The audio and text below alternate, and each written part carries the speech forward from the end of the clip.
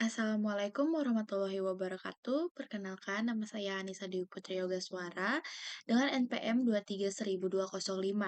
Di sini saya akan membahas mengenai sistem hukum perkawinan dan perceraian dalam perspektif perbandingan multi yuridiksi serta urgensi harmonisasi hukum keluarga di Indonesia.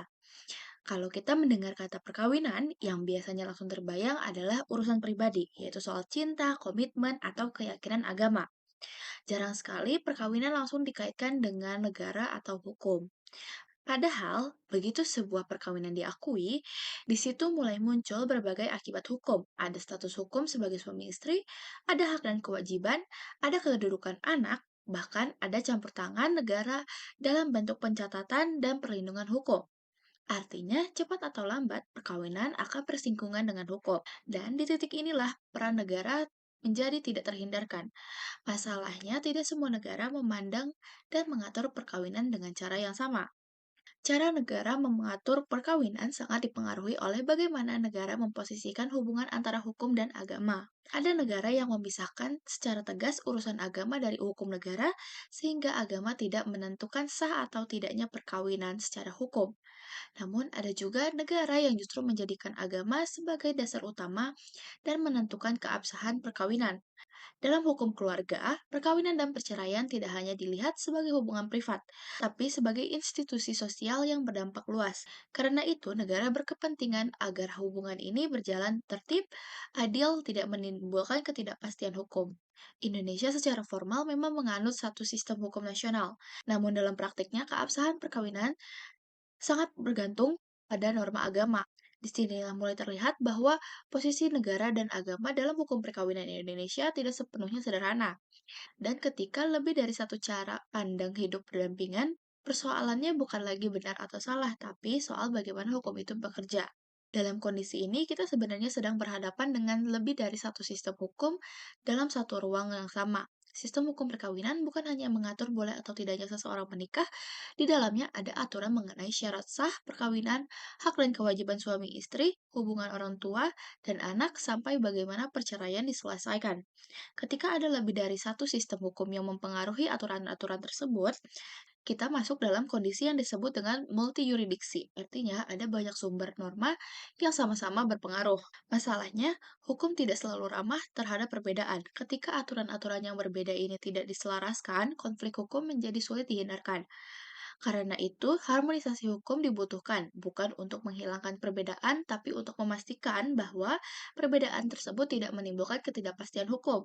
Nah, dari sini kita bisa mulai melihat bagaimana negara-negara lain memilih jalan yang berbeda dalam mengatur perkawinan. Kalau kita lihat, negara seperti Turki, Belanda, mereka menganut model hukum sekuler dalam pengaturan perkawinan. Dari model ini, negara menjadi satu-satunya pihak yang menentukan sah atau tidaknya suatu perkawinan. Perkawinan hanya diakui secara hukum apabila dilakukan secara sipil dan dicatat oleh negara. Upaya keagamaan tetap diperbolehkan sebagai ekspresi keyakinan pribadi, tetapi tidak memiliki akibat hukum. Keunggulan dari model ini adalah adanya satu standar hukum yang sama bagi seluruh warga negara tanpa membedakan latar belakang agamanya. Hasilnya adalah kepastian hukum dan kesetaraan di hadapan hukum yang lebih relatif terjamin. Namun, model ini memiliki keterbatasan, terutama bagi masyarakat yang memandang perkawinan sebagai peristiwa sakral, bukan sekedar administratif. Karena itu, tidak semua negara memilih pendekatan ini. Berbeda dengan negara sekuler, Malaysia dan Singapura menerapkan model hukum campuran, yaitu negara tetap mengatur perkawinan, tetapi juga mengakui keberlakuan hukum agama. Umat Islam tunduk pada hukum Islam dan pengadilan syariah, sementara non-Muslim tunduk pada hukum perdata. Secara teoritis, model ini terlihat sebagai bentuk kompromi terhadap masyarakat yang plural.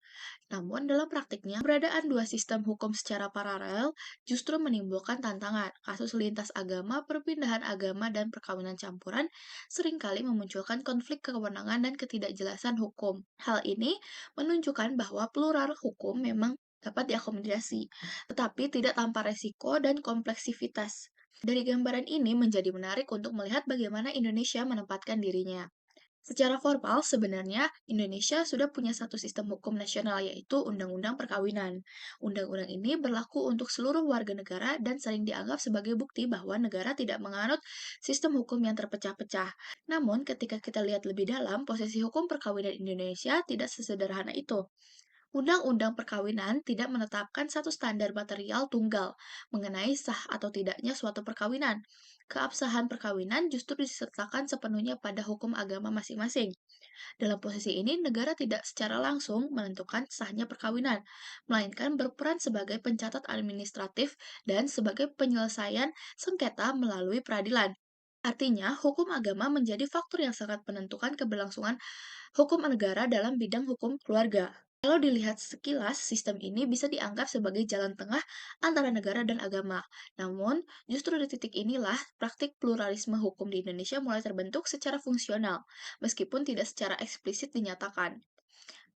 Pertanyaannya kemudian bukan lagi soal bagaimana sistem ini dirancang, tetapi apa dampak nyata dari pilihan tersebut dalam praktik hukum sehari-hari. Ketika negara tidak menetapkan standar hukum yang seragam, pluralisme hukum tidak lagi berhenti sebagai konsep, tetapi muncul sebagai persoalan konkret.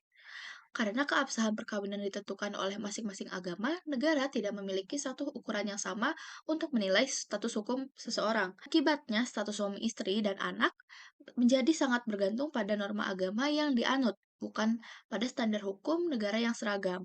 Dalam praktik, kondisi ini menimbulkan perbedaan prosedur pencatatan perkawinan dan perceraian, serta potensi konflik antar lembaga peradilan. Menurut saya, situasi ini problematis karena hukum negara seharusnya memberikan kepastian yang sama bagi seluruh warga negara, terlepas dari latar belakang agamanya. Dari sini terlihat bahwa pluralisme, jika tidak dikelola dengan jelas, justru melemahkan fungsi hukum sebagai pemberi kepastian. Ketika kepastian hukum itu mulai melemah, dampaknya tentu tidak berarti di ranah normatif saja. Dampak pluralisme hukum paling nyata justru dirasakan dalam kehidupan sosial masyarakat. Pasangan beda agama misalnya, sering menghadapi hambatan administratif dan ketidakjelasan status hukum.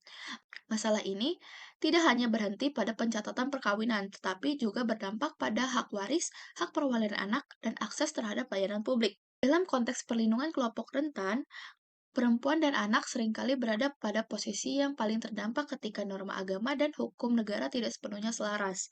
Ketika hukum tidak memberikan perlindungan yang setara, serta keadilan masyarakat pun ikut tergerus. Situasi ini juga menunjukkan bahwa persoalan hukum keluarga bukan hanya persoalan aturan, tetapi juga persoalan keadilan yang dirasakan langsung oleh warga negara.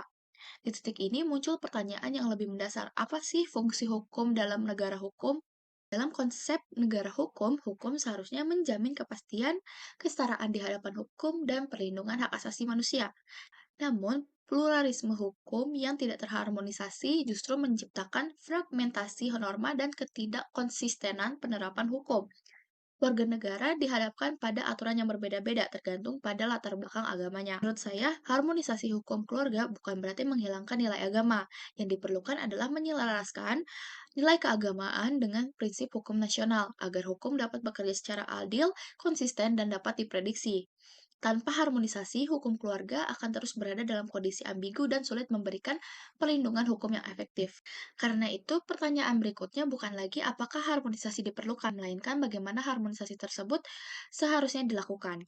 Upaya harmonisasi hukum keluarga dapat dimulai melalui peninjauan ulang undang-undang perkawinan serta regulasi turunannya. Menurut saya, negara perlu mempertegas perannya dalam aspek yang menyangkut kepentingan umum, seperti pencatatan perkawinan, perlindungan anak, dan jaminan hak-hak keperdataan. Negara seharusnya tidak hanya berfungsi sebagai pencatat administratif, tetapi juga sebagai penjamin hak warga negara. Tentu saja, reformasi hukum tidak bisa dilakukan secara sepihak. Keterlibatan tokoh agama, akademisi, dan masyarakat sipil menjadi penting agar perubahan hukum tetap memiliki legitimasi sosial dan tidak menimbulkan resistensi. Nah, dari pembahasan ini kita bisa menarik kesimpulan bahwa dari perbandingan sistem hukum perkawinan di berbagai negara terlihat bahwa tidak ada satu model yang sepenuhnya sempurna. Model sekuler unggul dalam kepastian hukum dan keseragaman aturan, sementara model campuran berupaya mengakomodir pluralitas. tetapi beresiko menimbulkan kompleksitas hukum. Indonesia saat ini berada pada posisi yang ambigu secara formal, menganut satu sistem hukum nasional, tetapi dalam praktik menjalankan pluralisme hukum yang berpotensi menimbulkan ketidakpastian dan ketimpangan perlindungan hak. Menurut saya, tanpa harmonisasi yang jelas, hukum keluarga Indonesia akan terus menghadapi persoalan yang sama. Sebagai penutup, saya ingin menegaskan lagi bahwa isu harmonisasi hukum keluarga bukan sekadar wacana akademik. Isu ini menyangkut bagaimana negara hadir dalam menjamin keadilan dan ketidakpastian hukum bagi seluruh warga negaranya. Sebagai mahasiswa hukum, saya melihat harmonisasi hukum keluarga sebagai tantangan sekaligus peluang untuk membangun sistem hukum yang lebih adil dan inklusif. Sekian penjelasan dari saya, mohon maaf apabila ada salah kata. Terima kasih atas perhatiannya. Wassalamualaikum warahmatullahi wabarakatuh.